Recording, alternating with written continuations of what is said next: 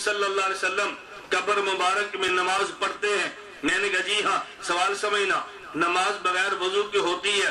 मैंने कहा नहीं। अच्छा, जब कब्र में नमाज पढ़ते हैं तो बताए वजू के लिए कहाँ जाते हैं?